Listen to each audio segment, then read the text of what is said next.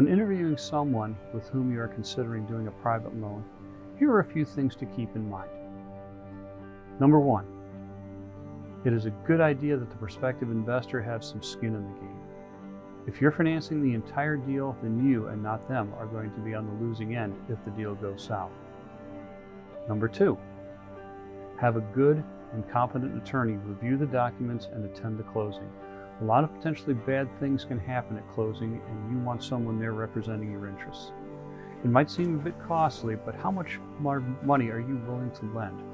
Or, put it another way, how much money do you have to lose? Number three, do you at least have a cursory internet search of the potential borrower?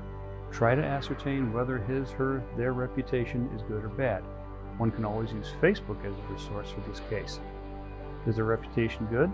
Then perhaps you could contact someone who's done business with them before. A competent attorney may be able to help with this as well, or perhaps a skip tracer. Number four, whether this is a flip, a long-term buy and hold, it is your capital at risk and you must think like a bank because you are the bank. Take a good look at what banks do before lending to anyone. This is not to say that you have the resources of a bank.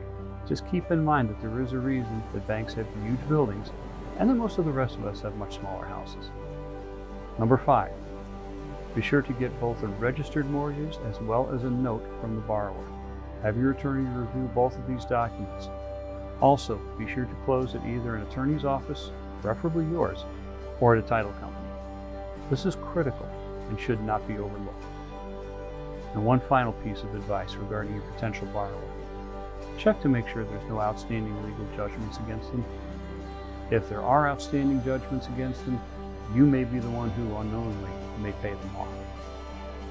In this day of very low interest rates, private lending might seem attractive. In some cases, it can be beneficial and profitable for both parties. Just be sure to approach the potential investment borrower with a banker's perspective and a healthy dose of caution. I'm Sean Kelly with All County Medallion Property Management, Southwest Florida. Thanks for watching.